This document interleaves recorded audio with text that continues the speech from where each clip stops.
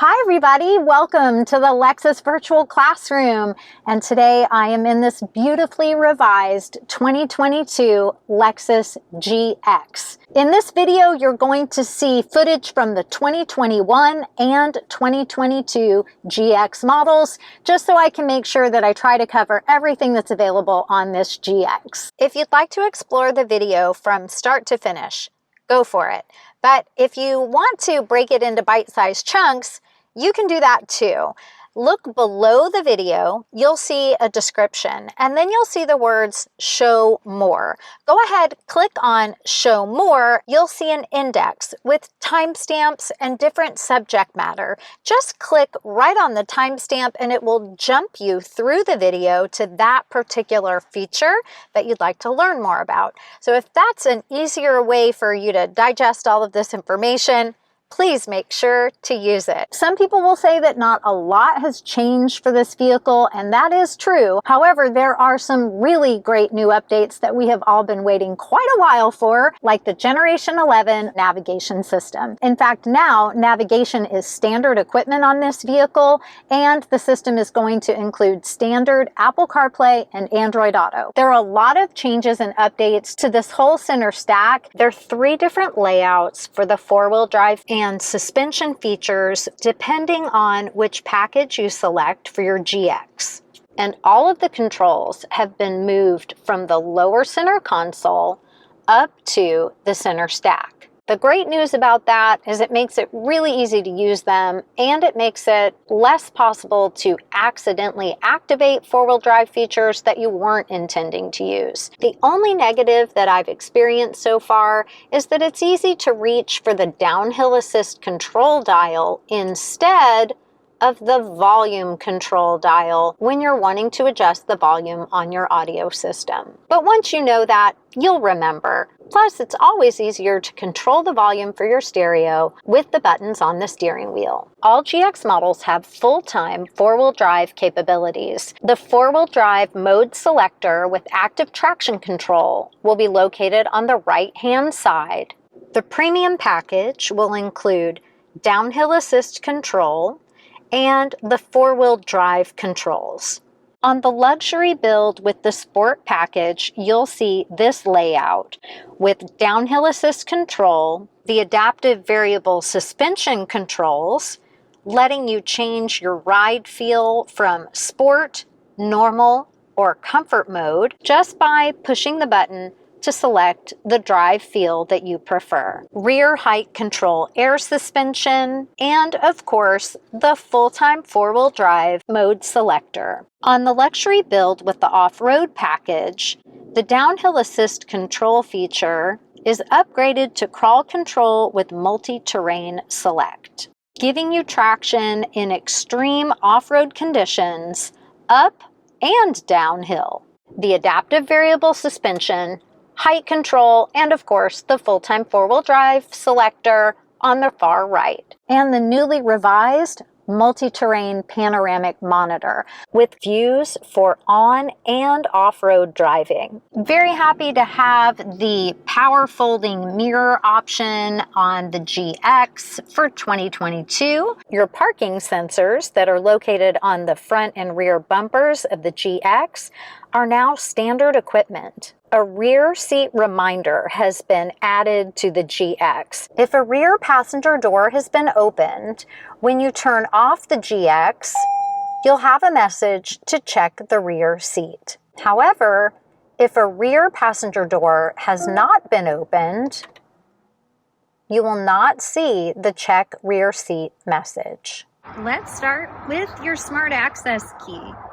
You can lock, unlock, and even open the glass on the rear door. You also have a panic or emergency button. That's of course going to make a really loud noise. If you use this to look for your vehicle in a parking place, go ahead and make the change. Use the Lexus app. The Lexus app has Lexus Remote built right in. It even includes the ability to locate your vehicle in its last parking place. The Lexus Informed subscription service does rely on a cell signal to locate the vehicle, but once it's found it, just zoom in for more detail. The new GX comes with a complimentary trial period for all compatible Lexus Inform connected technologies. To unlock and lock the GX with your smart key, make sure you have it in your pocket or in a bag. As long as it's on your person and in range, you're all set. To lock a GX, you need to make sure that you're looking at a door handle with an indentation. Touch the indentation. You're going to get a flash of the indicator on the mirrors and to hear a beep and hear the lock go into place. Keep in mind that the rear doors on the GX do not have smart access, only the driver's door and the front passenger door.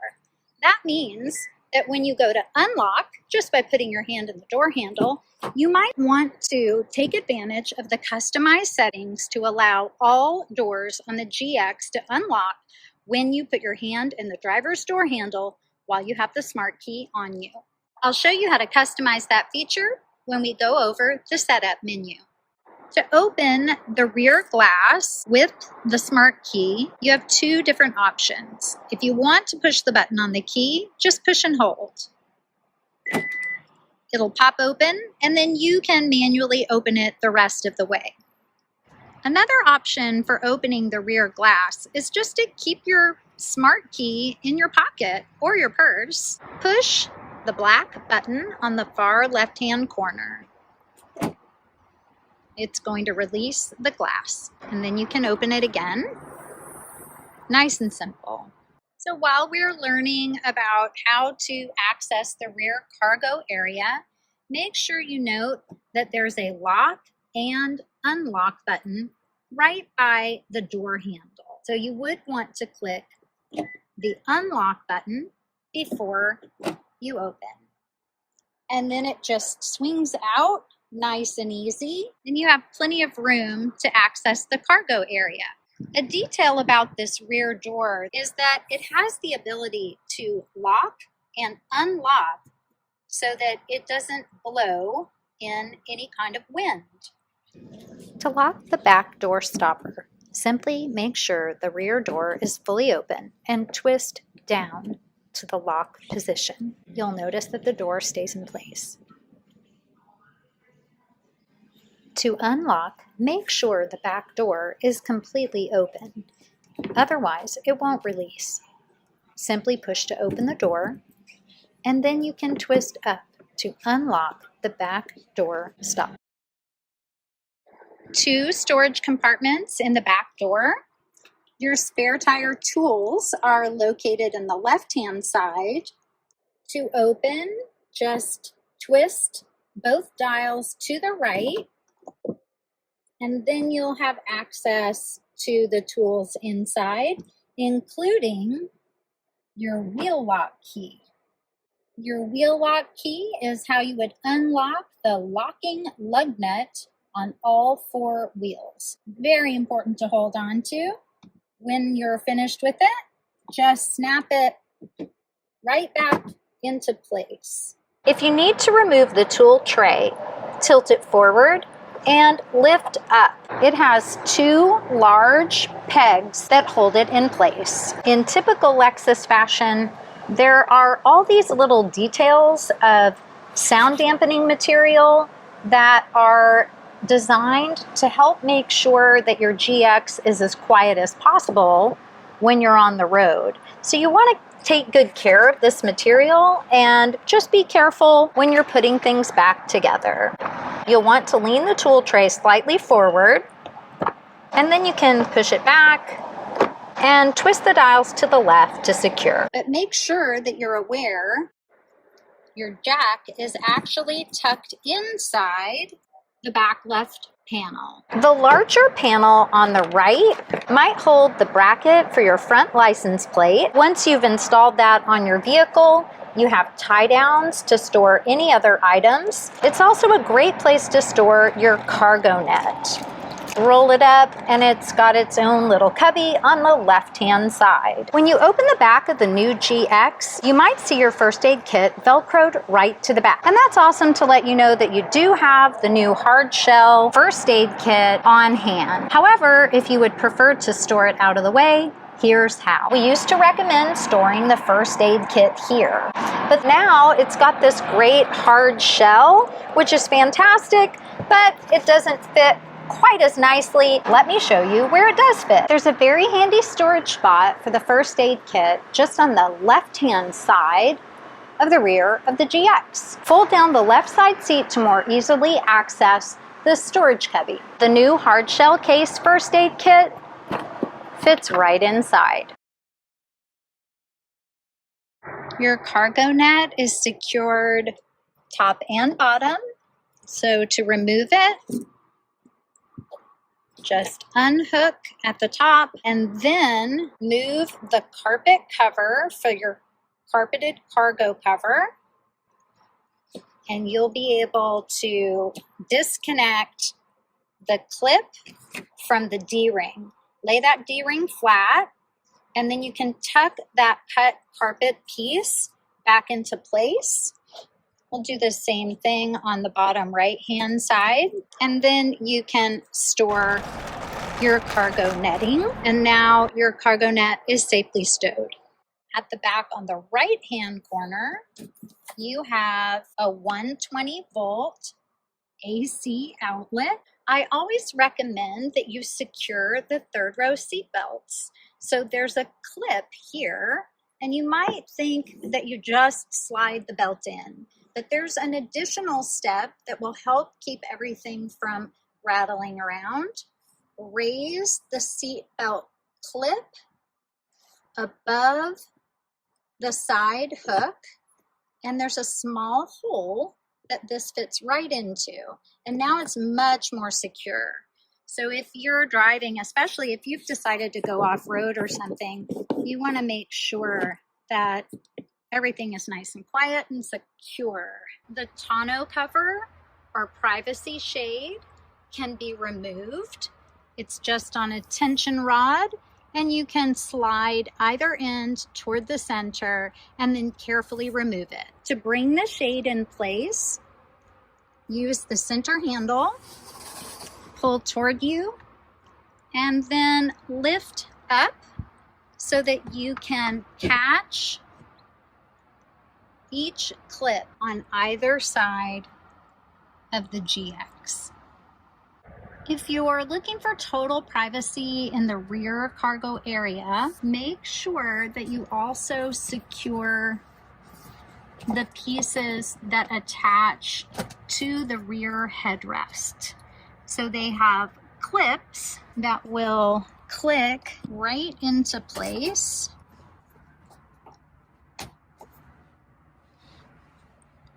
So you'll notice that I am in the back seat because I'm short. So for me, it's a lot easier to do this from the second row. The middle one also has a clip. What you'll need to do is raise the headrest just enough so that you can see that center post. Now let's just put the last section in place. So just so you can see what we've got going on under here, we have clips and we have posts on the headrest. Just snap into place. And now your entire cargo area is covered. Two last details about these clips. If you decide to fold down your second row seats, you need to make sure to detach the clips. And then you can fold your second row seating down. Another item to notice is that the strap length is adjustable.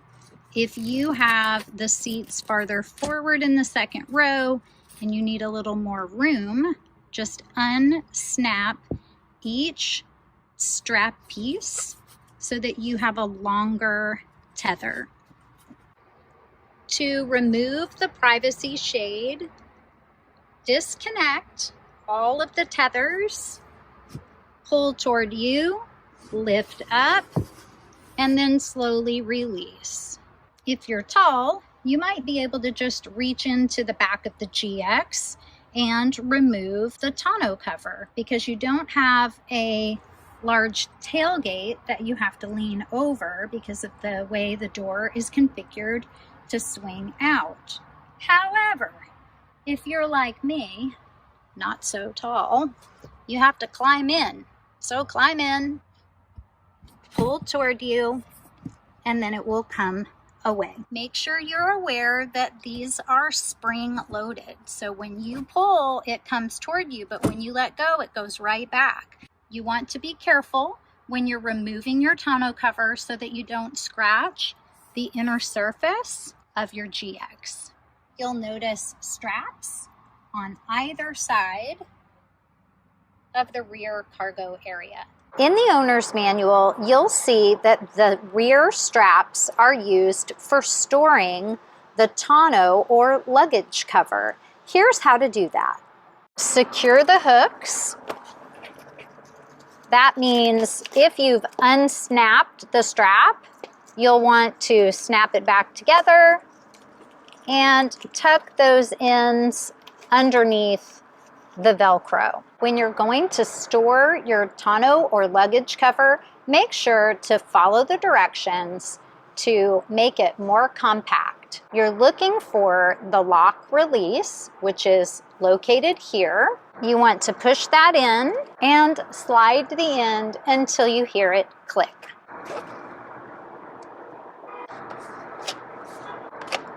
And then if you have a retractable section on the other end of your cover, repeat the steps. Depending on whether or not you have an independent rear air conditioning system, you'll have an adjustable end on either one or both ends of your luggage cover. Make sure that you can see the lock mechanism on the end piece when it's completely retracted. Otherwise, if the lock mechanism isn't visible, you can slide it open.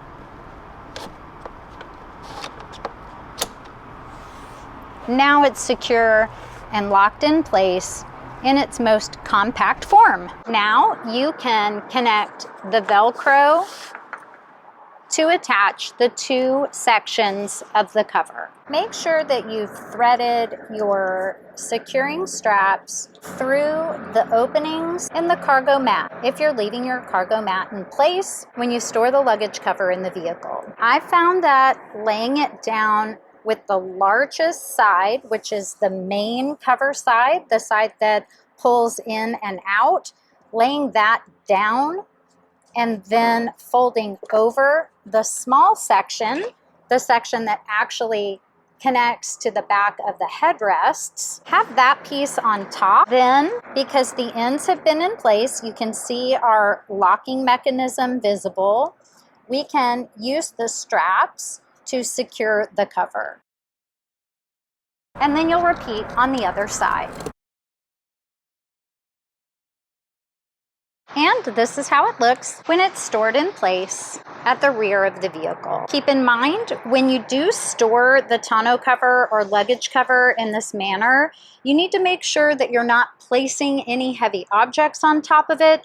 So what I've found is that most guests prefer to store the cover outside of the vehicle if they are not going to use it for an extended period of time. And then it also frees up the straps to store your cargo carpeted mat in case you would like to roll up that cargo mat and put your third row seating into place. Keep in mind, it does not say that this is what these straps are for in the owner's manual, but I have found working with different guests who drive this vehicle that they like to use this option. So let's access that third row. First step, remove the tonneau cover, cargo netting, and remove any cargo mat that you may have. If you have an all-weather cargo mat, unless it's in sections that will accommodate the seats to fold up or down, you want to remove it. So climb in or lean in. Just know that when you release this lever, you can't come just part way. you have to come all the way open to release, and then the seat will easily pull into place. If you just need to do one seat, you can leave the other down as cargo area. Next step is the seat bottom cushion. You're going to pull from the center, lift up, and click into place.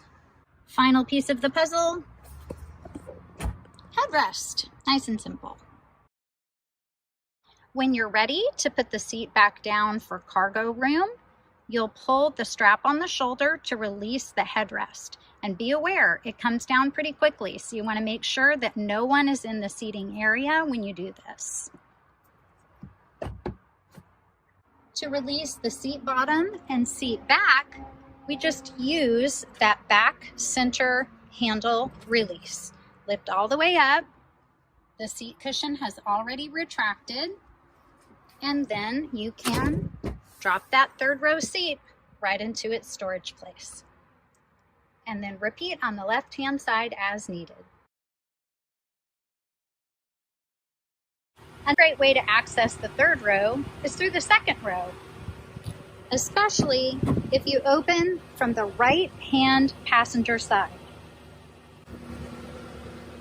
If you take a look at the image that is on the handle, that is for quick access to the third row. So you're not completely folding the second row seat flat. Just lift,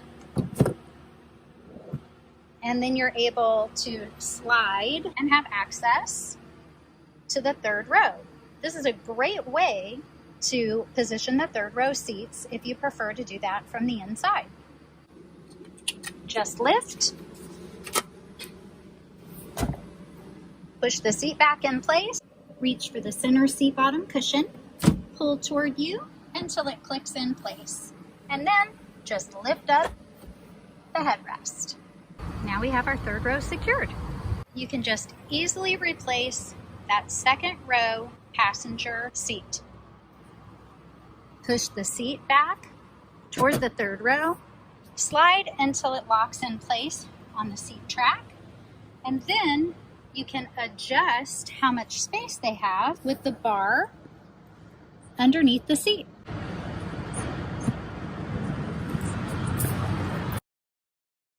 Third row passengers can also slide the seat forward with this handle. To fold second row seats flat, use the release at the shoulder of the seat. The right-hand side seat has the right side and the center, all in one movement. You could separate the center section if you wanted to create a pass-through just by using the handle at the back. That's a great way to create a little space between siblings, perhaps. If they're small enough, they can even hop in and crawl over and then head back to a booster seat. You may have noticed the Tether Connections for second row car seats. There are tethers located on all 3 second row seating positions. To reveal the attachment points for car seats in the second row, far right and left seating position, you're going to pull the Velcro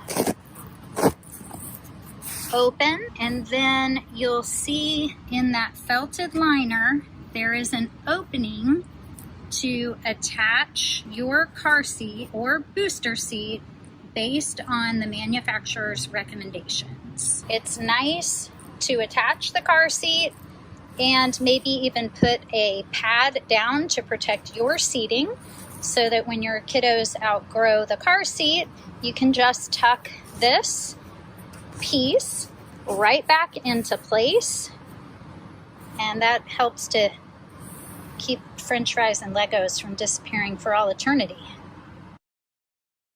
While the 7-passenger configuration has tethers on all 3 portions of the second row, the 6-passenger version of the GX with captain's chairs features tethers on the backs of both second row seats and the right side third row seat. Front and second row seat belts can be adjusted for height at the shoulder point. Just push the release and then slide until it clicks and is in place to accommodate a more comfortable position depending on your height. Pull the center armrest down for cup holders. And pop out side cup holders with the captain's chairs configuration. To keep passengers comfortable in the second and third row, make sure to open the vents. One on either side of the second row and third row. Second row climate control, depending on how your GX is equipped, you can have heated seats on the right and left side seats, high, low, or off for the right side, high, low, and off for the left side. You can also adjust fan, temperature, airflow. If you take a look at the display, you'll see it cycle through the airflow mode. You can increase, decrease, increase fan, decrease fan, let the fan take over itself in auto mode, or completely turn the system off. If you don't want to control the system from the second row controls, because maybe you don't have anybody in the back that's old enough to manage that and you want to do it from the front, you can do that just by pushing the rear button. And I'll show you all those details in just a few moments. Second row passengers also have 2 USB ports right at the bottom of the center console. Personal lights. And this second row lighting also turns on when a door is opened. When you first get your GX, make sure to adjust the seat for your most comfortable and safe driving position. You'll notice that there are indicators on the side for each of the front buttons. They're also housed in a recessed section of the seat panel. That indicates that these seat position adjustments are going to be part of your driver position memory. Your lumbar is not connected to driver position memory. Your steering wheel is going to be adjusted on the toggle on the left-hand side of the steering wheel. It will move up, down, to you, and away. Once you have your steering wheel in place for your driving position, you want to adjust your side mirrors. The mirror adjustment is located just underneath the air conditioning vent on the left-hand side.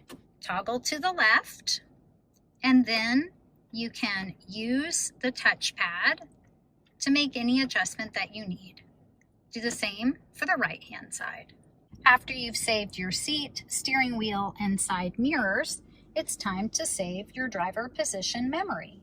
Push the word set, let it go, and driver 1 or driver 2.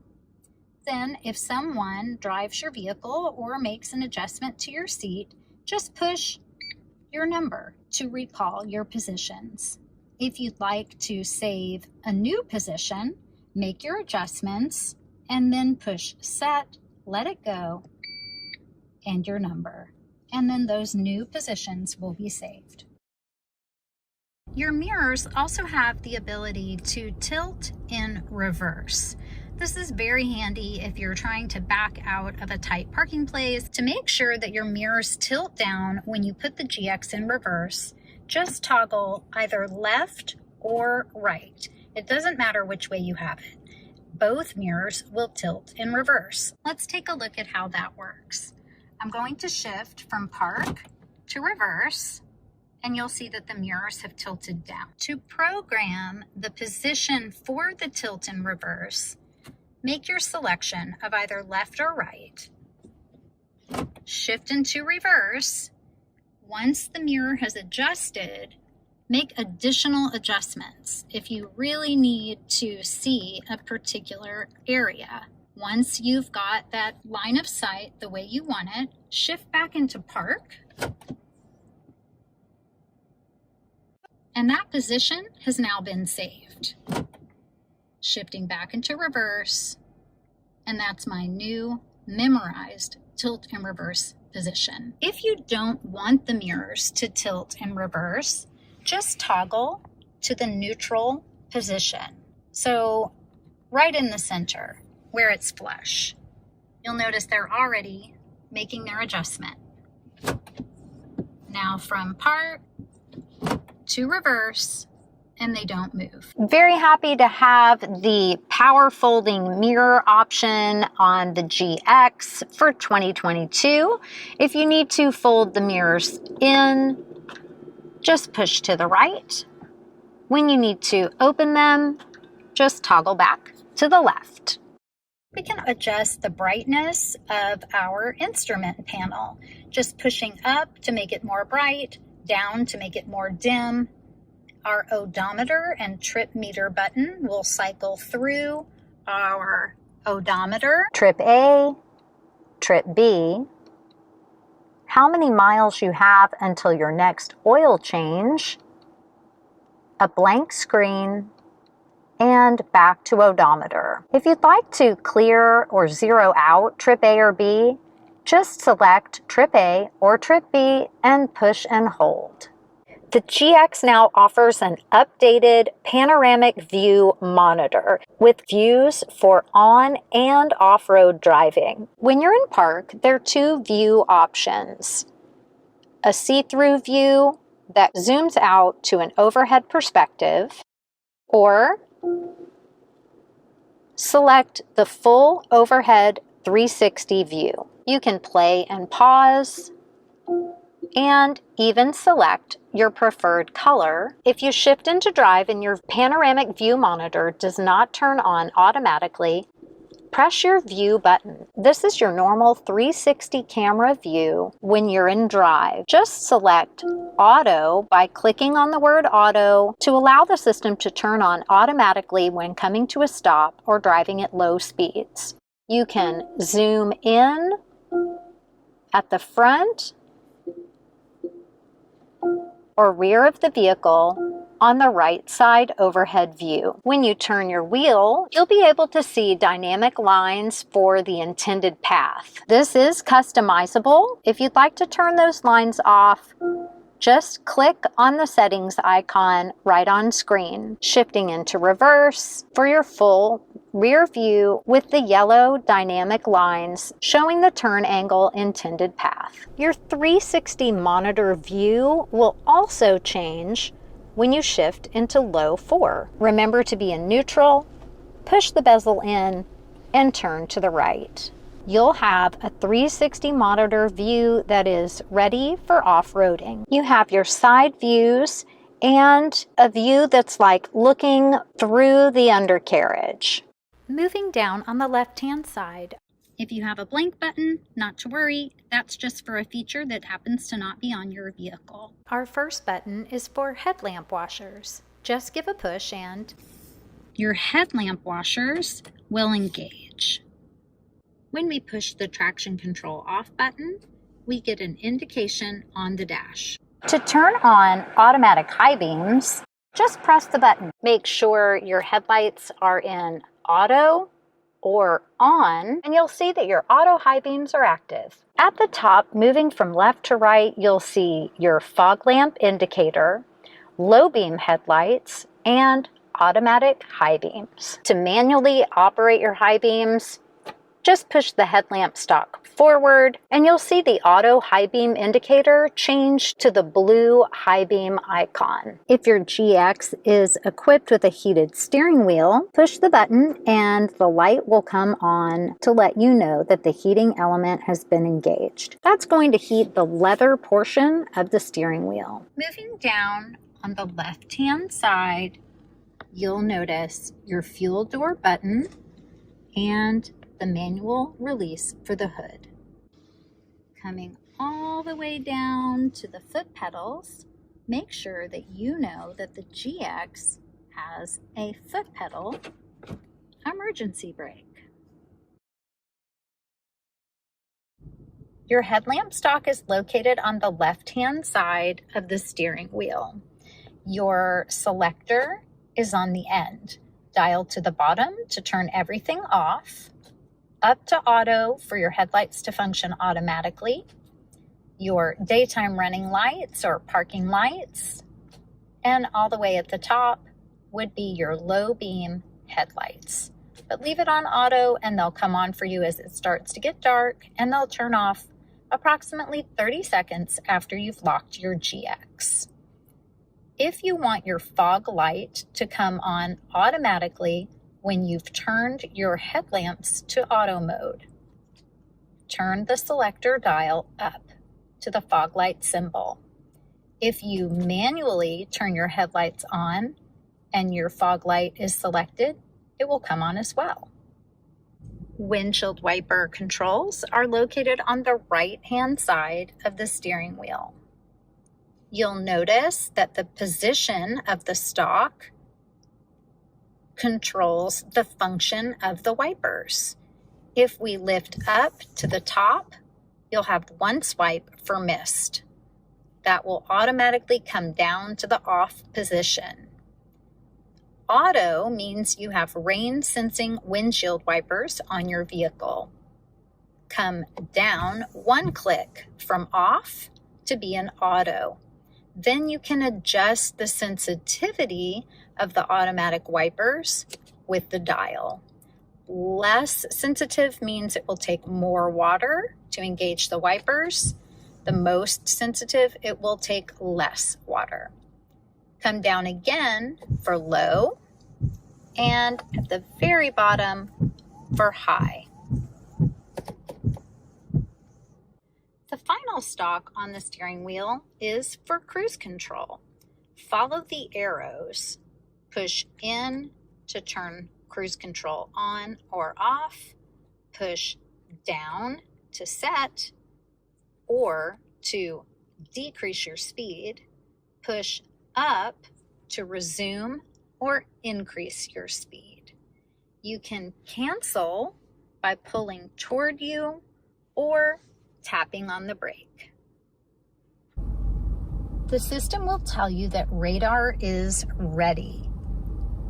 Once you've set your speed, you'll be able to adjust the following distance with the button on the bottom right-hand side of the steering wheel.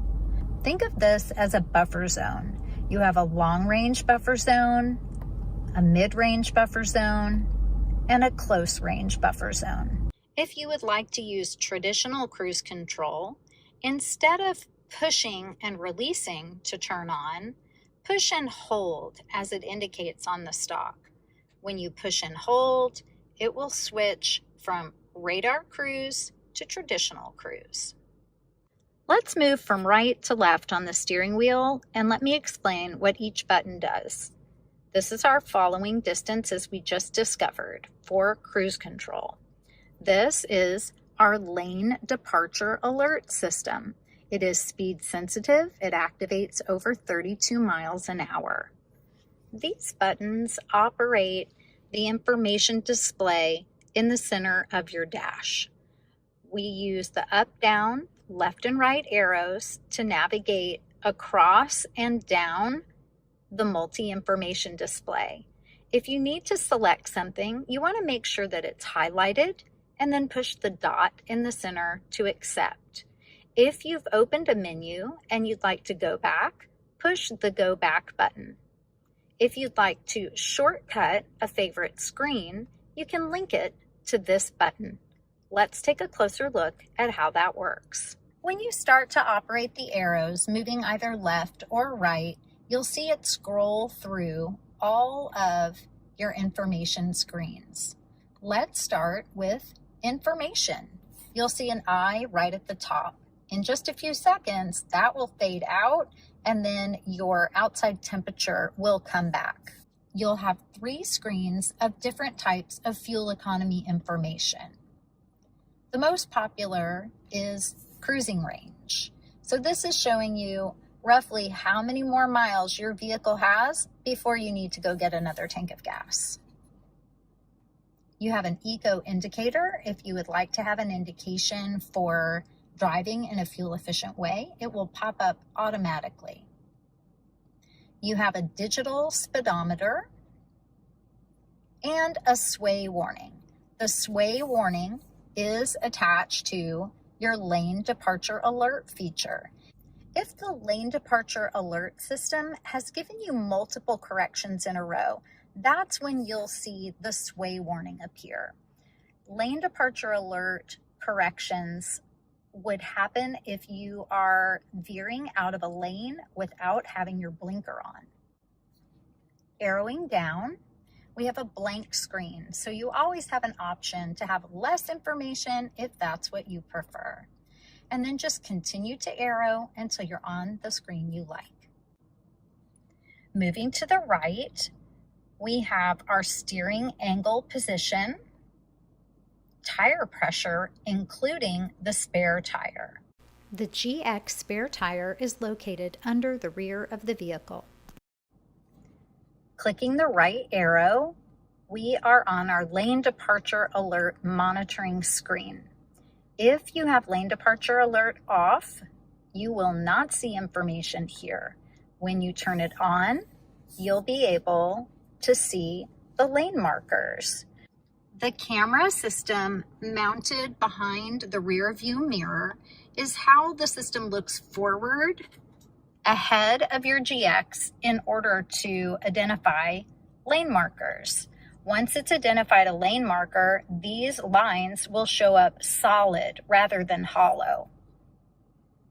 If you get a vibration in your steering wheel, that is an indication that you have started to veer out of your lane without your blinker on. Arrowing to the right, we would have messages about service. And even low fuel warnings. Our final screen in the multi-information display is our settings screen.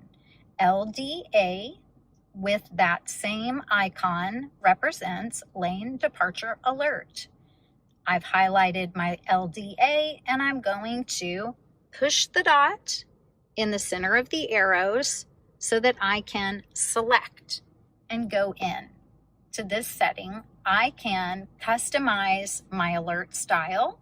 Do I want an audible alert or steering wheel vibration? I can change the sensitivity, turn off the sway warning, and even customize the sensitivity of the sway warning. Now, to go back out, I have to use that go back button. So I'm going to push go back. I'm on my main settings menu and I can come down to turn on and off blind spot monitor. The blind spot monitor will light up in your side mirrors if the system detects a vehicle in your blind spot. If you have your blinker on, the indicator will flash at you to attempt to get your attention so that you don't move over while someone is in your blind spot. Moving down to PCS, which is our pre-collision system. If we open this menu by pushing the dot in the middle of our arrows, we can turn the system off or on, and we can adjust the sensitivity. But if you are in a circumstance where you need to turn it off, we want to make sure that you know how to turn it back on. Also note that if you turn the GX off with the pre-collision system turned off, it's going to turn itself back on automatically the next time you turn on the vehicle. Pressing go back, we have parking assist. Those are the sensors on the front and back bumper that activate when you get too close to something, generally at about 3 feet away. Vehicle settings.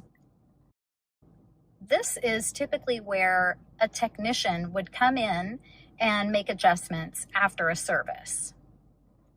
Meter settings. You're able to modify the language, Spanish or English, for your display.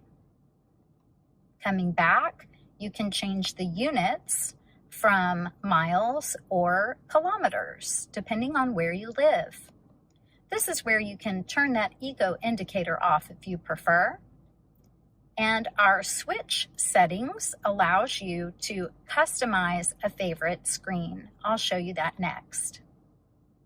If you need to restore your default settings, just select default settings. Once you've identified your favorite screen, go ahead and save it to the shortcut button. Just push and hold, and then you'll be prompted. Would you like to change the screen? Arrow up and push the dot to select yes. Now, no matter where you move through the multi-information display, you can always just push the shortcut button and you'll hop right back to your main screen that you have saved. Keep in mind, that feature is not available on all Lexus vehicles, so take advantage of it. On the left side of the steering wheel, you have up and down for volume for telephone and radio. The up and down arrows will move you through your presets on the radio and track on Bluetooth streamed audio or CD. The mode button will allow you to switch to AM, FM, satellite, Bluetooth, you name it. If you have an audio source activated, just push the mode button to toggle through. If you'd like to pause or mute your audio, just push and hold the mode button. Then push and hold again to play again. The button for voice command on the system is just push and release. You'll hear a beep and you can give your command. Telephone answer or hang up or ignore a call so it will go to your voicemail system. Coming down to the buttons on the dash on the right side of the steering wheel, just below the Start Stop Engine button. ECT second. ECT stands for Electronically Controlled Transmission. When you activate second start, it allows the GX to accelerate from a stop from second gear rather than first gear. This is helpful if you're driving in slippery or snowy conditions. When you push the button, you'll see second start appear on the right side gauge. Just press the button again to turn the feature off when you're no longer driving on slippery, snowy roads. Coming down, you'll see the center differential lock button.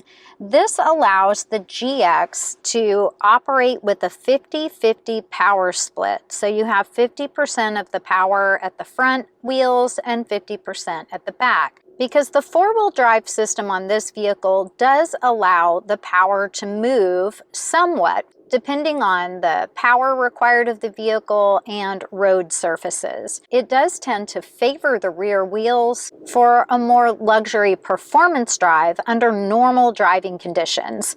But this feature will allow you to have better traction if you were off-roading and say your wheels got stuck.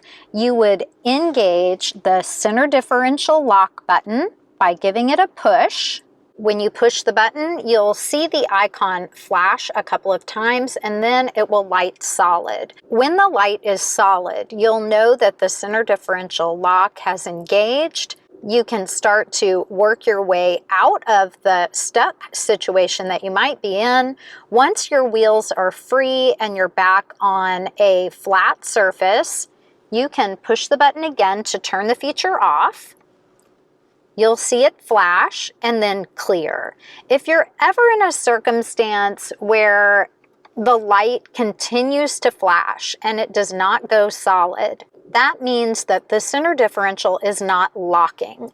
Go ahead, put the vehicle into reverse or drive, and just allow the GX to move forward or back if you have the space to do so. Once the center differential locks, it will show solid, or if it unlocks and the command clears, it will turn the light off. Under normal driving conditions, you want to make sure to turn off the center differential lock. it can feel restrictive and make it difficult trying to turn and drive at normal speeds.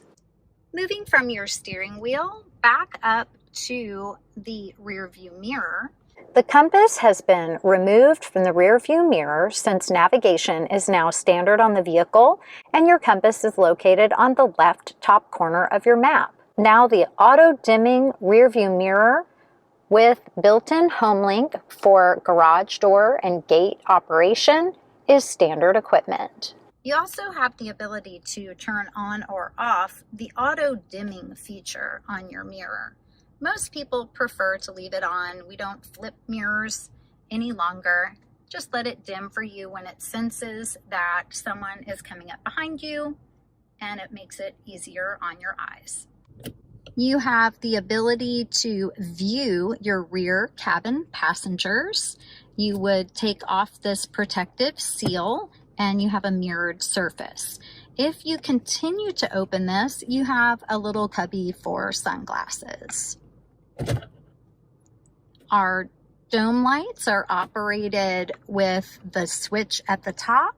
Just push all the way to the right for on, in the middle for door mode so that the lights come on automatically when you open a door, or to the left is off. Personal lights can be turned on with just a click. Our Safety Connect button. You do have a trial period for Safety Connect whenever you get a new GX. Moonroof operation, open or tilt, just to pop the back of the moonroof up so that you can get some cool air inside. The microphone for voice command has been moved from the overhead console to the ceiling on the driver's side for better voice recognition accuracy.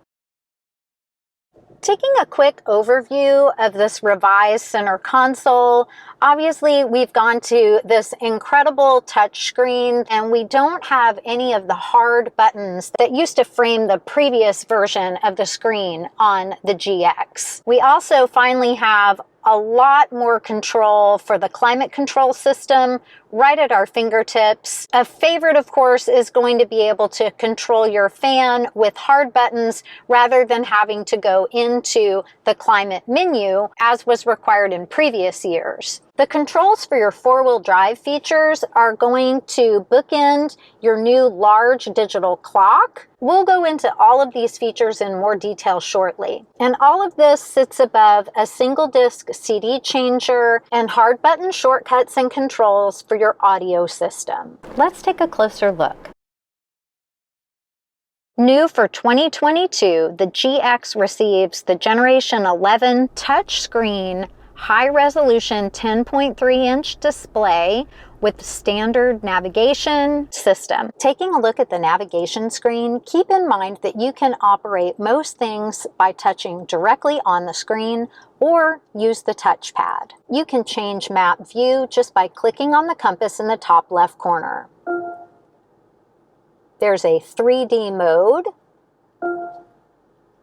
a 2D north-facing mode, which means north is fixed at the top of the screen and the map won't turn as you turn, or the 2D mode that matches the direction that you're driving and the map will turn as you turn. It's going to most resemble a smartphone map. To search for a point of interest or an address, you can either click on the magnifying glass and use the on-screen menu for a Go Home shortcut right at the top of this menu. Keep in mind that we always recommend that you do save something close to your home rather than your exact house when you're setting your Go Home shortcut. And use the on-screen menu to select Search, Contact Destination Assist, which is a live operator, also part of your Lexus Inform connected services with a 3-year trial, saved favorites, recent searches, emergency locations, search by address, point of interest, or contacts with contacts with saved addresses in your Bluetooth paired compatible smartphone. That's the on-screen menu, but don't forget, you can always use voice command. In fact, you can voice command navigation from any screen. The first time that you launch the voice command system, you're probably going to hear this. Before you start, consider viewing the available video tutorials or voice training functionality. Select the Do Not Tell Me Again option if you do not want this reminder again, or just push the talk button to continue. The tutorials and training will always be available from the voice settings menu. When you're ready to clear this reminder, make sure to click Don't Tell Me Again, and then click OK. And now you can give your command. Get directions to Starbucks.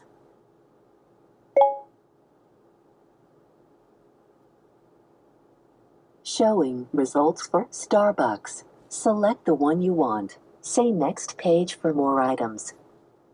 Number 1. To navigate to this point of interest, say Go there. Go there.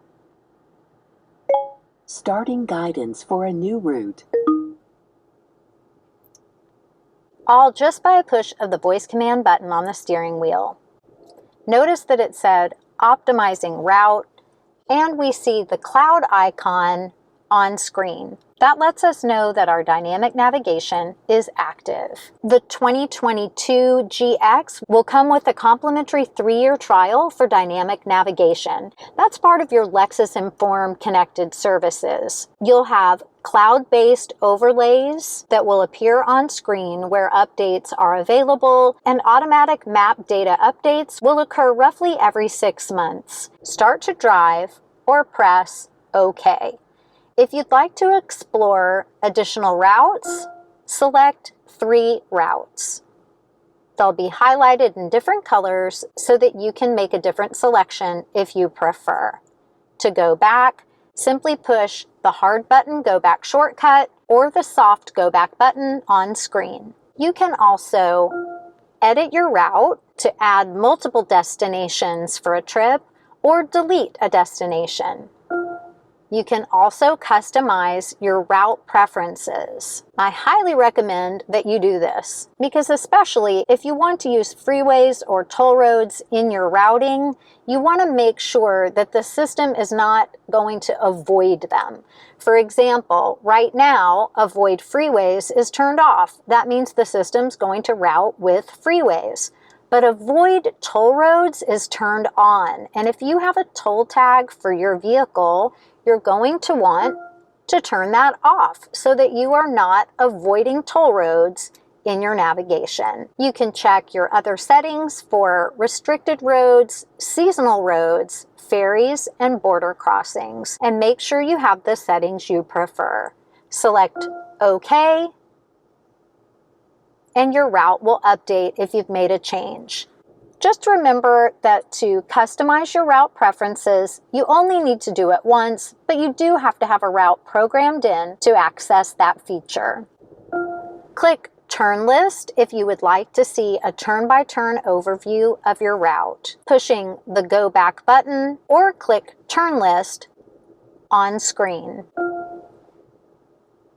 Please proceed to the highlighted route, then the route guidance will start. Once you have a destination in, you can view map options, like having point of interest icons show. You want to make sure that your speed limit and traffic information is turned on so that you can see traffic flow patterns, green, yellow, and red. Green, you're moving. Yellow, it's slow.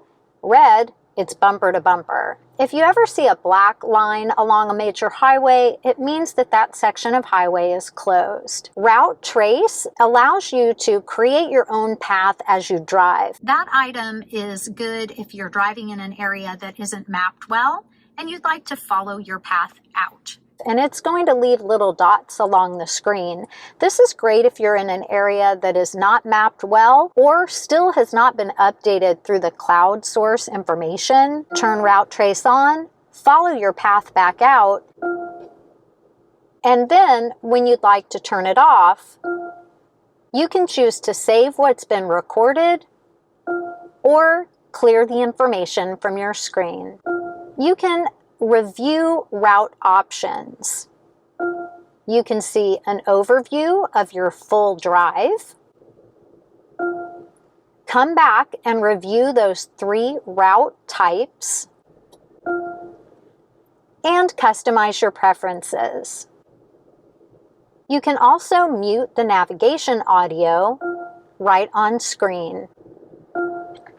Using the plus or minus on screen, your fingers to pinch or pull, or the touchpad to pinch or pull, you can zoom in and zoom out to have your preferred view. Notice that when we zoom in and out, you'll see the perspective information on the left side of the screen. This is as though you were moving a camera up above your vehicle. If you had a camera about 700 feet above your vehicle, this would roughly be your view.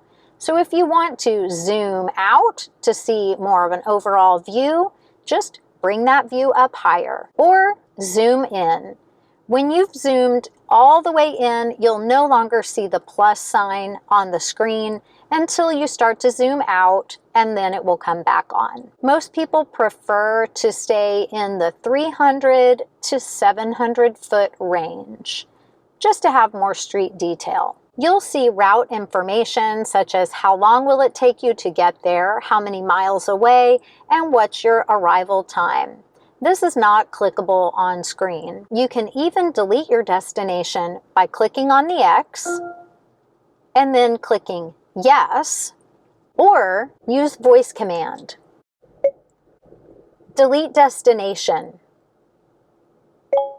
Which destination do you want to remove? So if you have multiple destinations in, you have an opportunity to remove one or all, or use this voice command instead. Cancel route. Route canceled. And then it's gone. Nice and easy. To enter an address, all you have to do is say the complete address, including city and state, with no zip code. Get directions to 12000 Katy Freeway, Houston, Texas.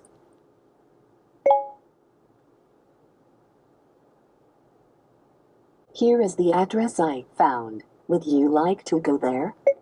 Yes. Starting guidance. You have a right side menu that will open the split screen on the right hand side. Your top icon will open an additional map that also has a customizable view: north up, 2D, direction facing up, and 3D. To zoom in or out on the right side of the screen, you must use the plus or minus that you see on the bottom left corner. The right side map screen can't be zoomed with the touchpad or touch screen.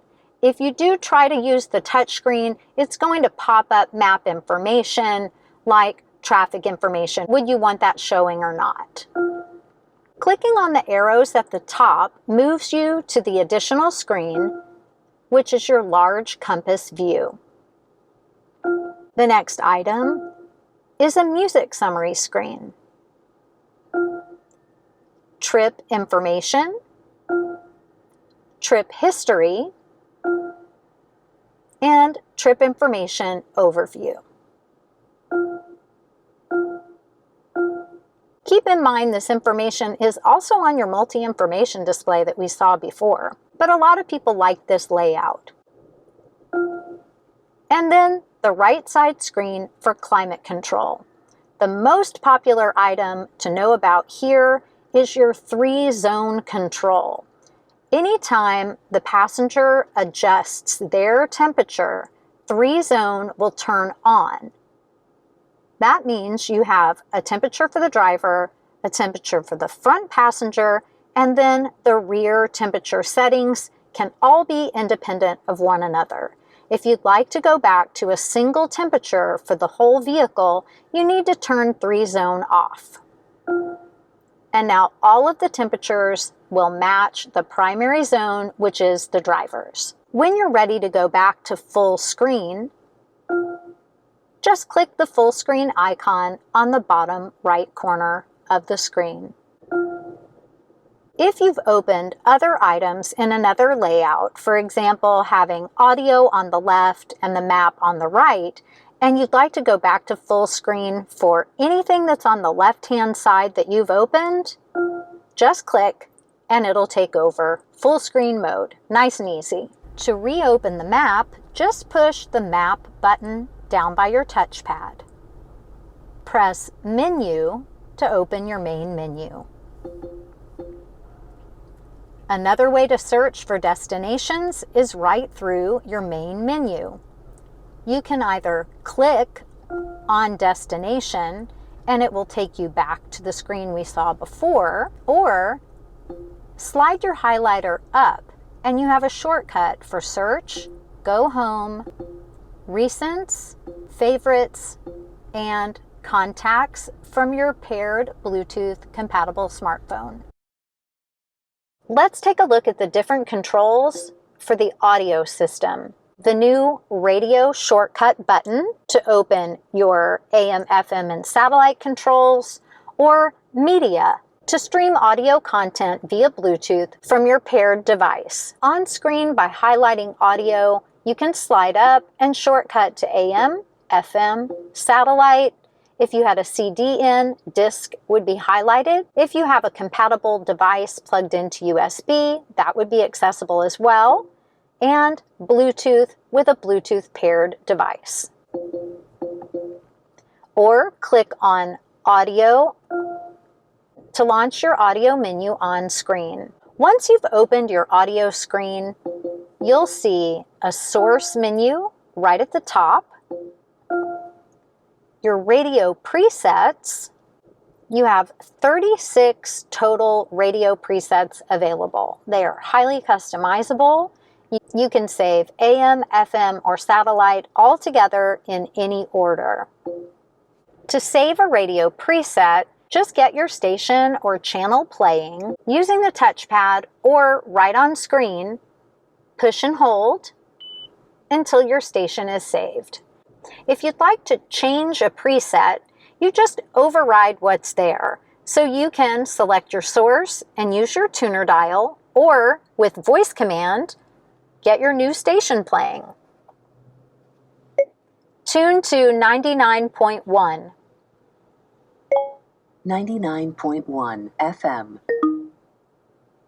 Once your station is playing, push and hold, and then you have your selection saved.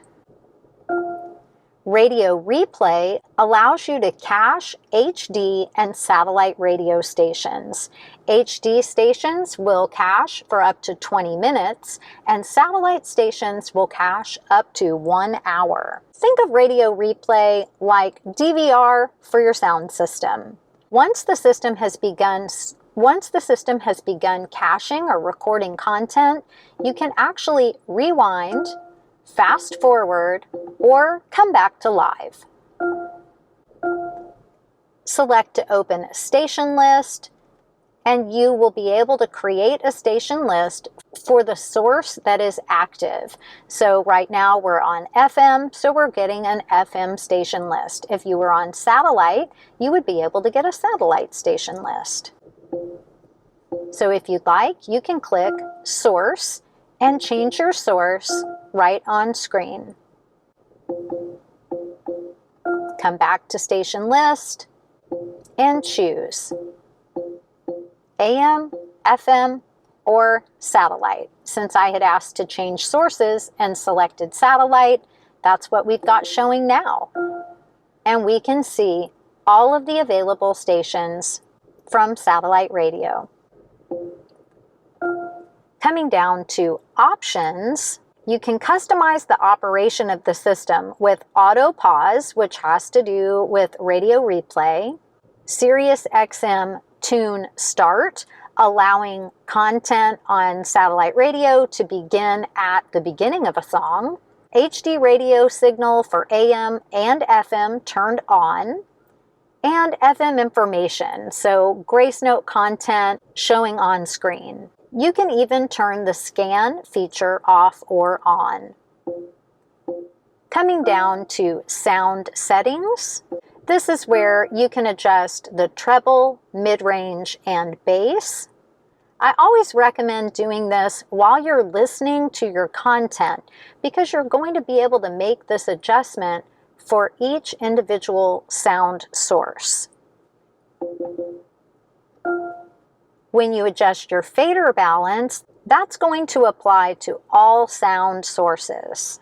Your automatic sound levelizer usually comes on by default. That's going to make minor adjustments to the sound levels based on vehicle speed. Surround sound can be turned off or on based on your preference. There are additional audio and sound settings in the main setup menu, and we'll go over that in just a bit. Pushing the radio hard button shortcut operates like a mini mode button, and it will cycle you through AM, FM, and satellite.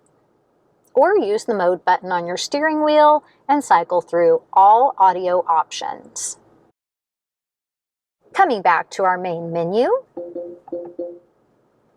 once you have a phone paired to the system, you'll have access to contacts, call history, favorites, and more to set up, and this is where you'll go to pair a phone to the system. Simply click Bluetooth, and if you've never paired a device to the vehicle before, it's going to ask you. If you don't have a device paired yet, then the registered device and removed device items will be grayed out. To add a new device, click Add New Device. On your smartphone, open Settings, Bluetooth, and then look for the device name to appear on your smartphone. Follow the prompts to allow the pairing.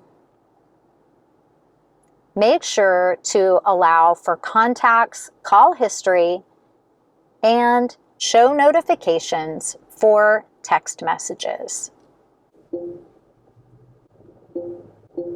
Once you have a Bluetooth-enabled phone paired to the system, you'll have access to call history, favorites, contacts, a keypad, and even messages right in the shortcut menu.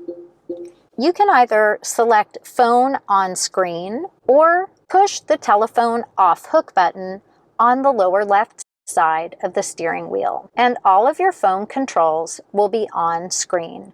Don't forget, the best way to make a phone call is always going to be by voice command. Call Ava.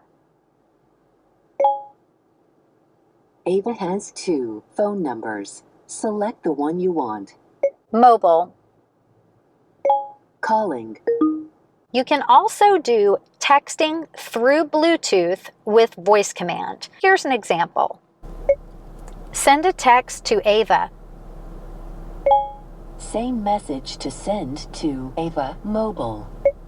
Hey Ava, how's it going? Do you want to send, Hey Ava, how's it going? Yes. Sending your message. Now keep in mind, texting through Apple CarPlay or Android Auto, if your vehicle has those features available, is going to be much more robust. When you have multiple phones paired to the system, go ahead and go to Preferred Device Settings, turn the feature on, and then you can choose which phone and audio player you would like the system to default to when all of the devices are in the car and on at the same time. You can also add or remove devices from this screen. Inform App Suite content is part of your Lexus app. You can connect your Lexus plus Alexa compatible app here. Coming back to our main menu, projection is where we would connect to Apple CarPlay or Android Auto. The first step in giving permission for Apple CarPlay or Android Auto to connect to your vehicle is going to be to come to Setup and Projection Settings. And then you'll want to make sure that Apple CarPlay and/or Android Auto are turned on. We'll go into the rest of the setup menu in just a moment. Simply plug in your device to the USB port. You want to use a data certified cord or the original cord that came with your device. Follow the prompts on screen to give permission to connect your device. Once you've given permission, you'll see projection change to either Apple CarPlay or Android Auto, depending on the type of device you're using. Just click to launch. For more information about Apple CarPlay, make sure to check out our Apple CarPlay Tech Tip Tuesday tutorial. The link for the video is above, and we'll do the same for an Android phone. Plug in your data certified cord, then follow the prompts for Android Auto.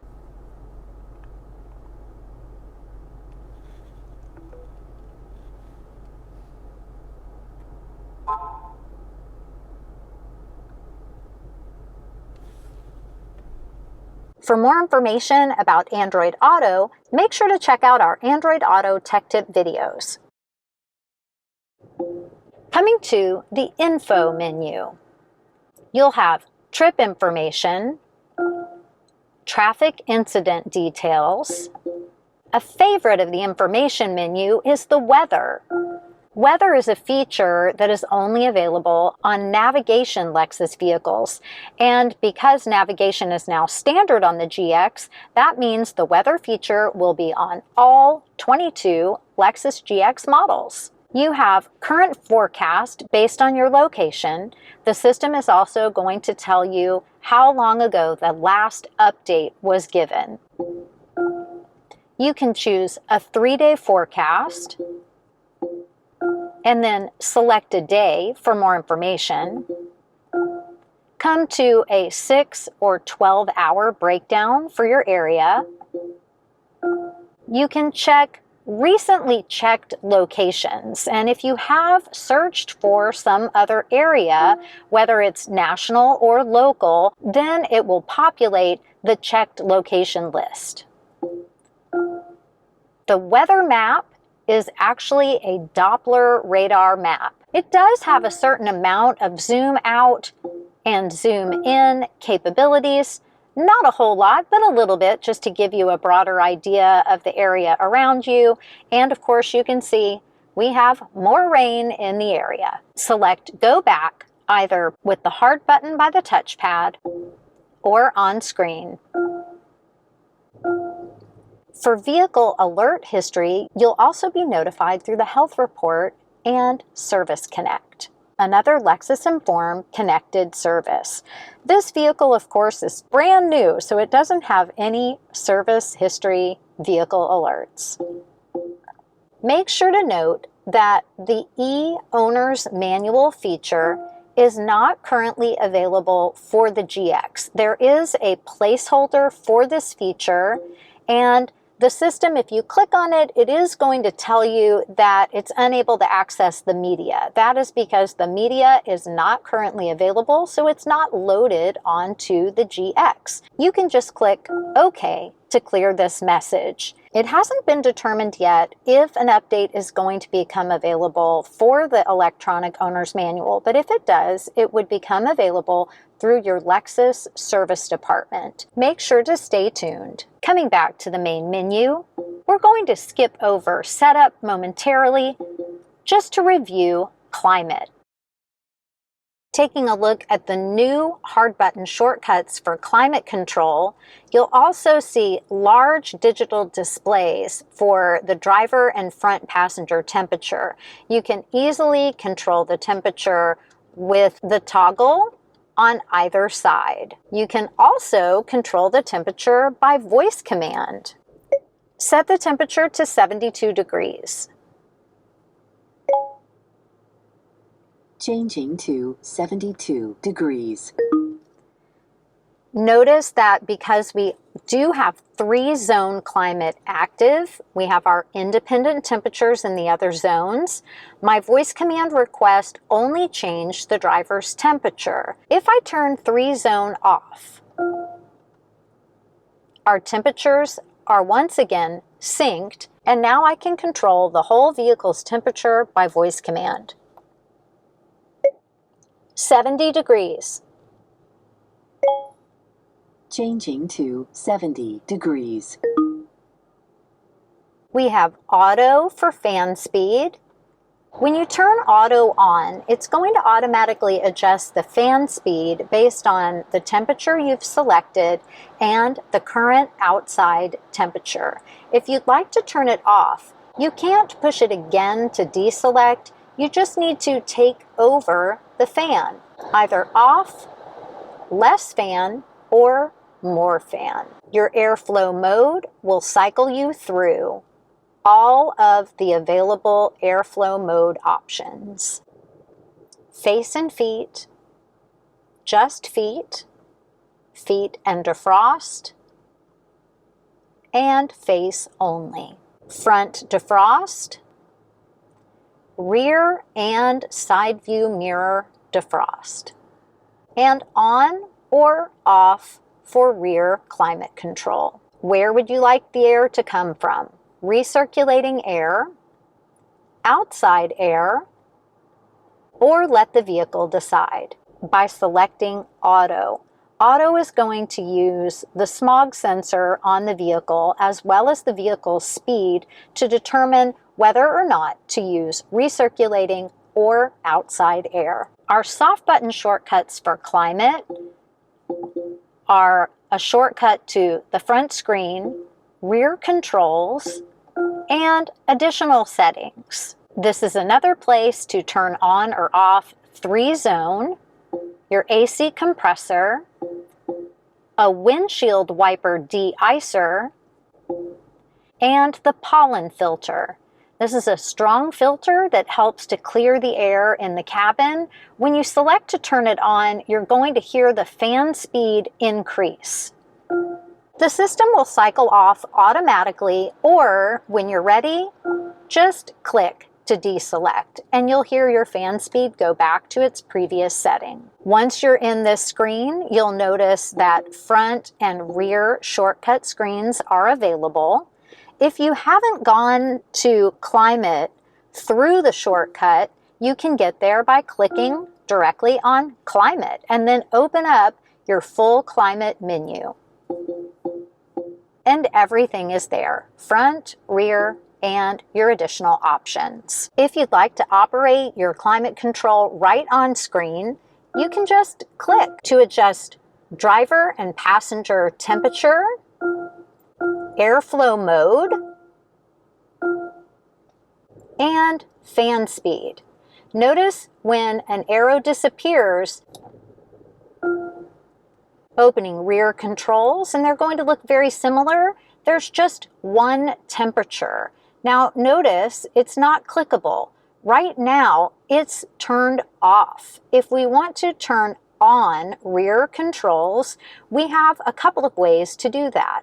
You can actually push the buttons at the rear of the vehicle, but if you've got little ones back there and they're not old enough to reach those buttons themselves, you can start turning on the fan. As soon as you turn on the fan, you're going to see all of the climate control information right on screen, and you can continue to make additional adjustments. You can easily push the button just to turn it on, but if you'd like more options, press menu, come to climate, and shortcut to the rear controls. Then you can adjust fan speed, airflow direction, and temperature controls right on screen. Notice that we have an additional menu available. Press the double chevron button to open additional controls for the rear cabin climate. You can turn the entire system off, either on screen or by pressing the hard button shortcut. Turn the rear climate to auto and use the S flow or smart flow. that allows the vehicle to focus air where the passengers are. So if you have opened a rear door, you should have air flowing to the back of the vehicle. If you don't have rear cabin passengers, the air will be directed to the driver only or to the driver and front passenger if a front passenger is detected. Remember that double chevron button down by the touchpad?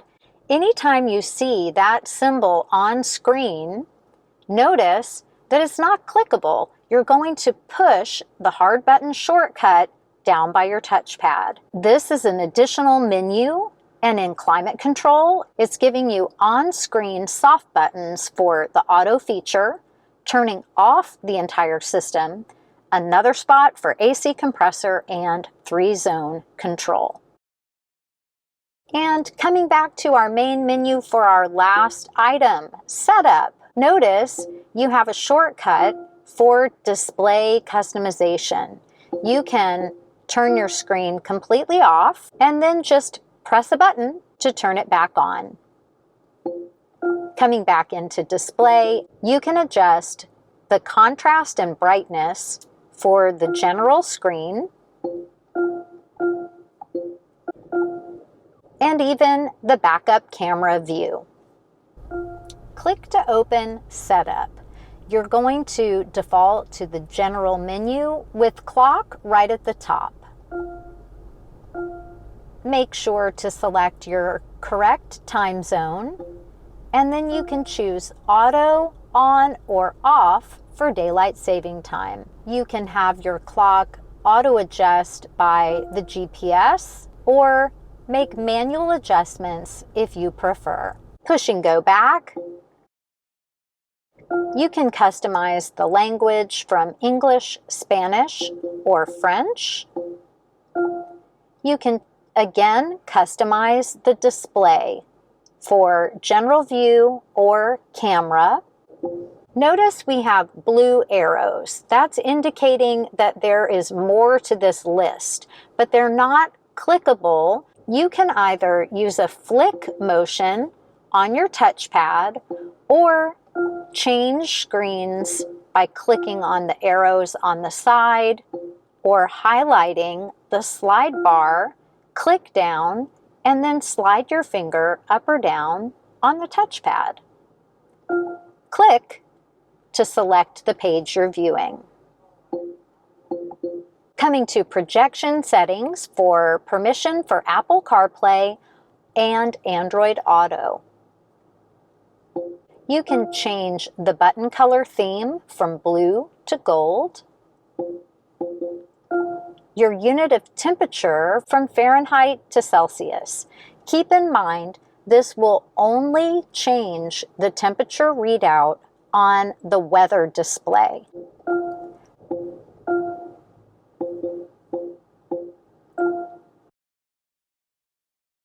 This will not impact the outside temperature that you see displayed on your multi-information display on your instrument panel. That is preset from the factory and cannot be customized.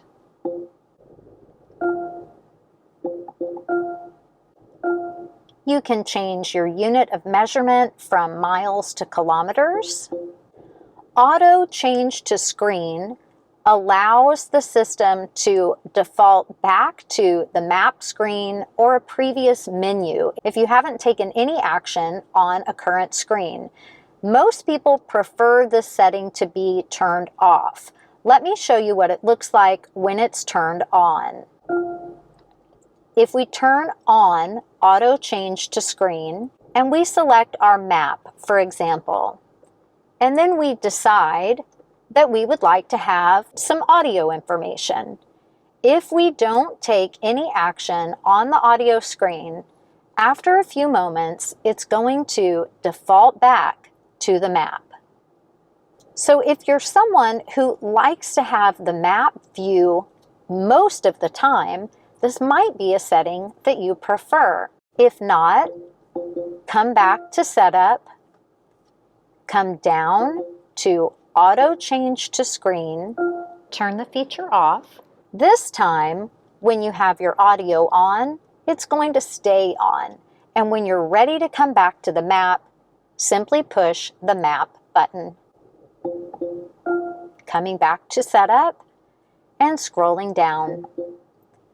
The selection sound, pointer sound, and error sound can all be turned off. You can also adjust the pointer sound volume and feedback force. This is the sensation, the pulsing that you might feel under your fingertips on the touchpad. I actually recommend that you consider turning feedback force off, and I'm finding the cursor speed on this touchpad a little fast. So you may want to select slow. Now, if you've gotten very accustomed to the new touchpad, you could select normal or even fast. You just want to make sure that you feel like you're in control of the selection through the touchpad. Multi-touch command can be turned on or off. You can customize your keyboard layout, delete keyboard history, and allow the system to memorize your keyboard history for quick recall if you prefer. You can delete search history, and if you're selling your vehicle or if you're purchasing a pre-owned vehicle, go ahead and do delete personal data. That's going to wipe the system and make it all new. Software updates are typically done at your Lexus dealer through your service department. If software updates are available, make sure to check in with your Lexus dealer.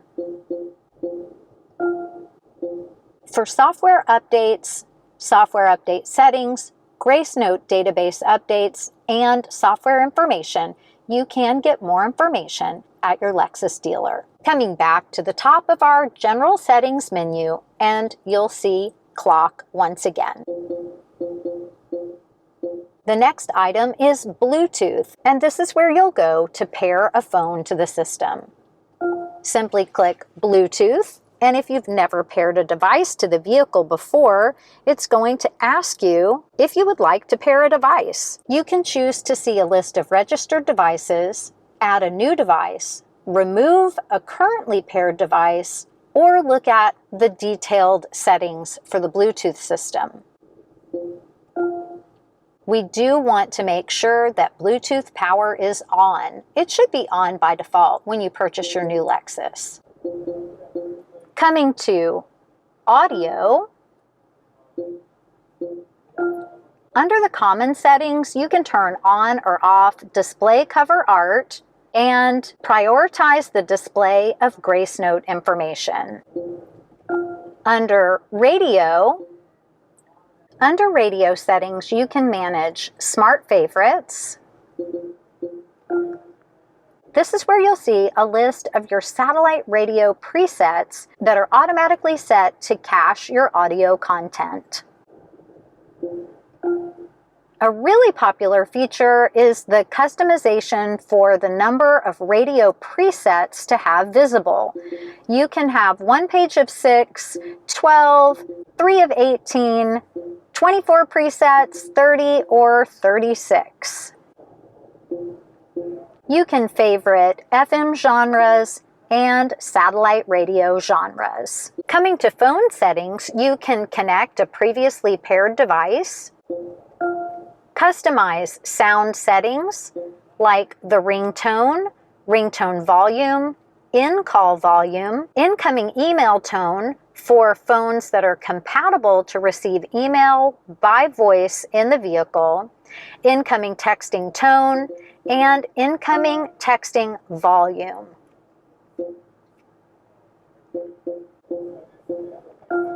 Coming to voice settings, you can adjust the voice volume for navigation. You can also make customizations to turn on or off automatic navigation guidance, voice guidance in all modes.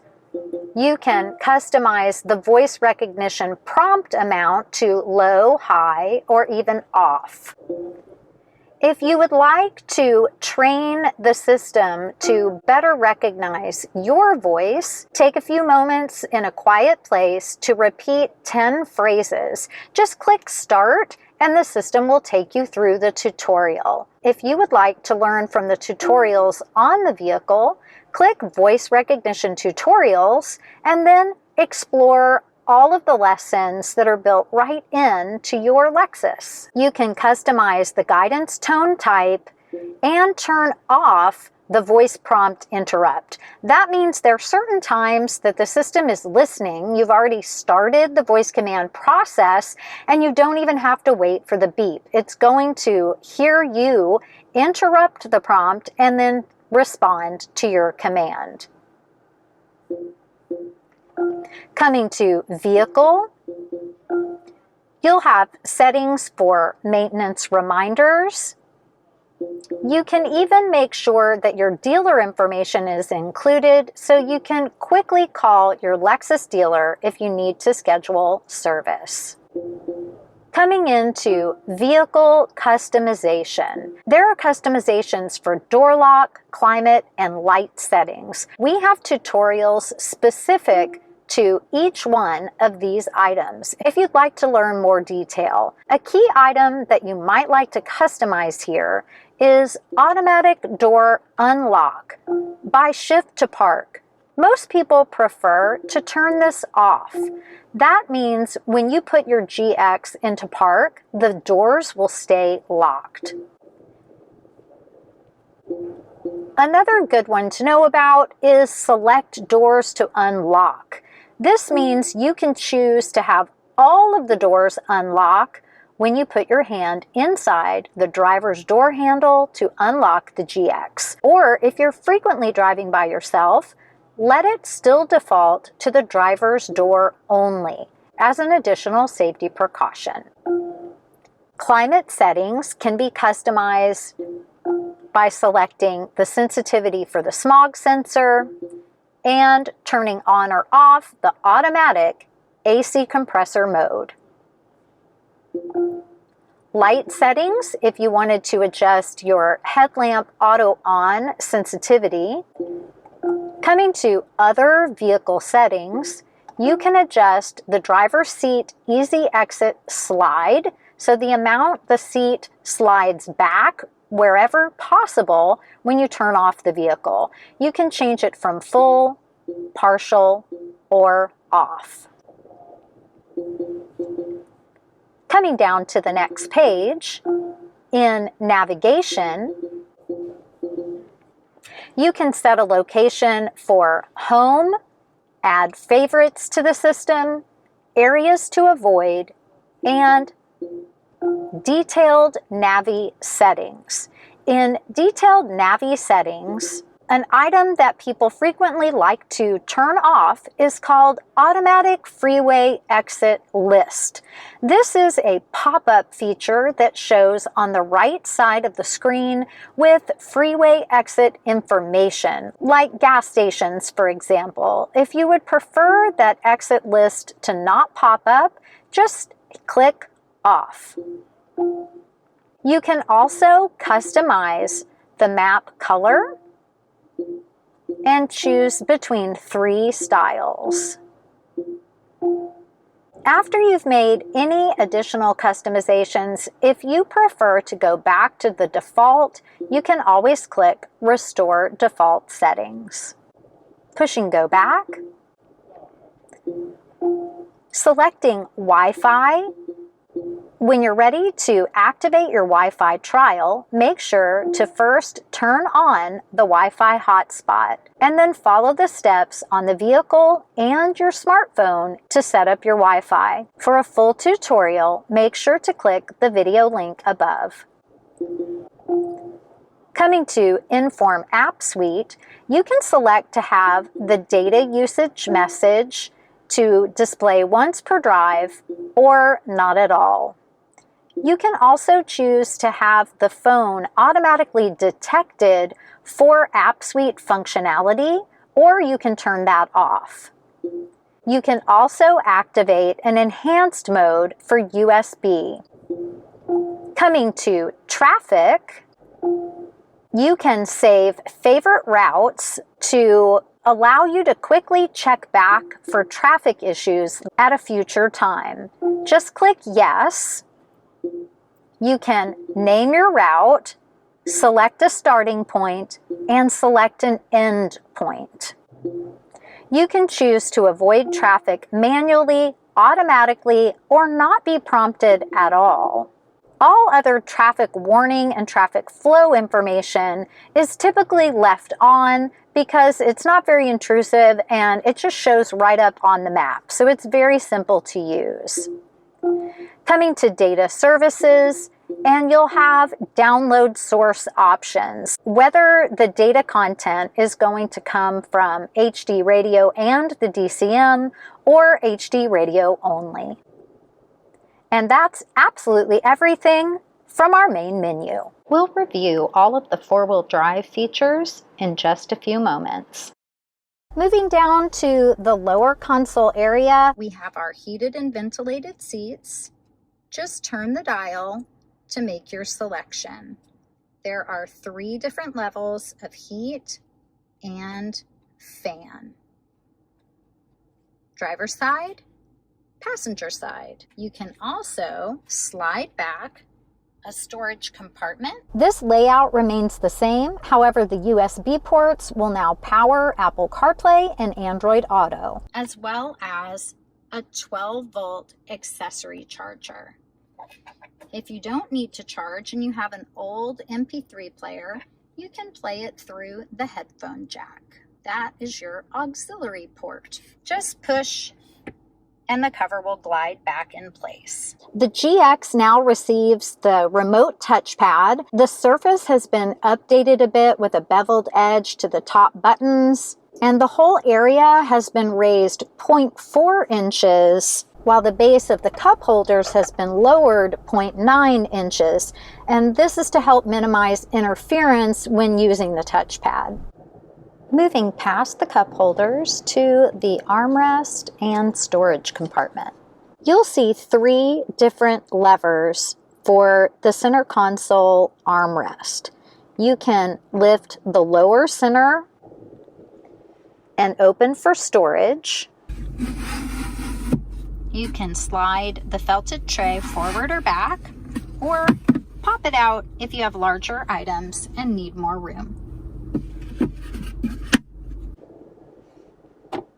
The right or left to slide the armrest forward to customize the position.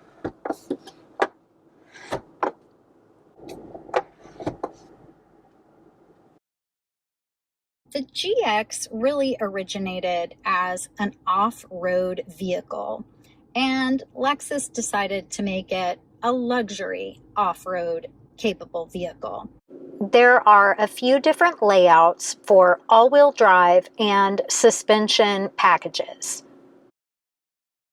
H4 is the mode for high-speed or normal driving on all types of roads. L4, or low four-wheel drive, should be used when you require maximum power and traction for off-road driving conditions. Downhill assist control helps to prevent excessive speed if you're on a steep descent. The system operates if the vehicle is traveling under 15 miles an hour and you have shifted into low 4. Just twist to the right to engage downhill assist control. You're going to see the light flash repeatedly unless you've shifted into low 4. To engage low 4, shift into neutral, push the bezel in, and twist to the right. Once you're in 4 low, you'll see 4 low light up on the dash. You'll see vehicle stability control off, and because we turned downhill assist control on, you'll see that icon in green. The Luxury Sport package adds adaptive variable suspension with comfort, normal, and sport adjustments. This package also includes the available rear height control air suspension. Rear height control air suspension can be turned off or on here. To adjust the height, press the up arrow to go from low to neutral or high, and the down arrow to return to neutral or low. you'll see the indications on the dash. The light will flash until the full adjustment is complete. I've got a little piece of ribbon just taped up to the wheel well, just for reference, to make it a little easier, hopefully, to see the movement when we raise or lower the rear of the GX. Right now, we're in the neutral position. When I push the up arrow, it's going to raise the rear of the vehicle to high.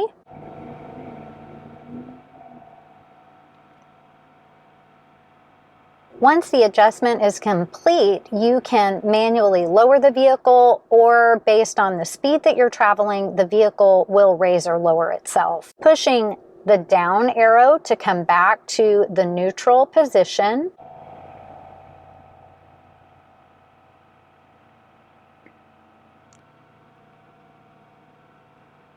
And down again for low. Using the low setting can make it easier to access the rear of the vehicle if you're loading cargo in and out of the back. Just keep in mind that there are some adjustments that happen automatically based on the speed that you're traveling in your GX. If your GX is equipped with the off-road package, your GX will have not only standard four-wheel drive capabilities, rear height control, adaptive variable suspension, but you'll see that the downhill assist control feature has been upgraded to crawl control with multi-terrain select. Multi-terrain select and crawl control are operated with the same dial on the left-hand side of the four-wheel drive feature panel. To operate the multi-terrain select and crawl control features, make sure the vehicle is on, all doors are closed, your seatbelt is on, and you engage low 4. Shift into neutral, push in and turn to the right to activate low 4, and you'll see a variety of information on your screen. When you've activated 4 low, your panoramic multi-terrain monitor has a variety of different gauges that appear. When you're in reverse, you'll see side views, the rear view with dynamic turn lines, and 2 additional pitch or yaw sensors. You can change the center view just by touching on the settings icon at the bottom screen, shifting between a wide angle view or a fisheye style view. And it's really a matter of preference and how much visibility you're looking for at the rear of the vehicle. When you shift into drive, you still have the side view for better visibility if you're in tight off-road conditions, but you'll also have a low front view that actually peeks underneath the GX. You'll still have your additional gauges. You have the option to turn this feature on automatically right on screen. When you initially engage the system, this item is going to be grayed out, which means you won't be able to click on it. But after a bit of a drive, you will be able to click on it and you can see a front and rear view. I'll show you that in just a moment. There's that see-through view showing you a glimpse of literally what is below the front end of the GX.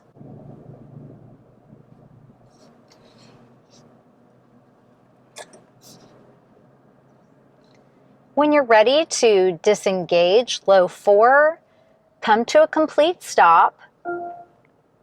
You can check your surroundings.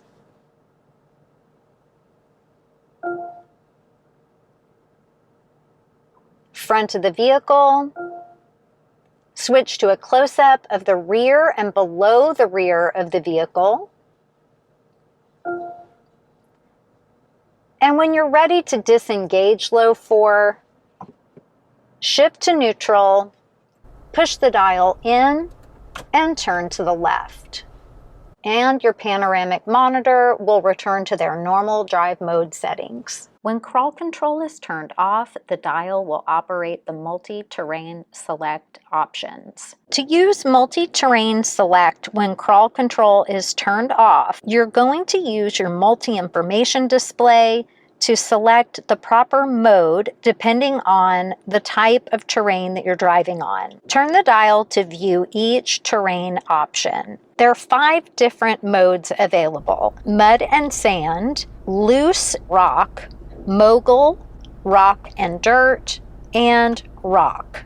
To turn on crawl control, make sure all of the vehicle doors are closed, shift into neutral, and select low 4 for the drive mode. Push the on-off button to engage crawl control, and then the dial will modulate your speed. Crawl control will be operational when you are in drive or reverse. When crawl control is turned on, a mode that matches your road conditions is going to automatically be selected. Crawl control is going to operate at a fixed low speed on extremely rough terrain. You can change crawl control speed modes while crawl control is engaged. Just turn the dial. Crawl control will automatically cancel if you shift into park or neutral, shift out of low 4 operation, or open the driver's door. You'll see the crawl control icon light up, and you'll be able to select the speed that you'd like to travel. Low, low medium, medium, medium to high, or high. There are also different speeds that are recommended for different types of terrain. Make sure to check your owner's manual for details. Well, thank you so much for stopping by the Lexus Virtual Classroom today. Don't forget, if you have a question about your GX, make sure to leave a comment below and I'll be happy to get back to you. Thanks so much for liking our videos and subscribing to the channel. I really appreciate having you here with us at the Lexus Virtual Classroom, and we'll see you next time.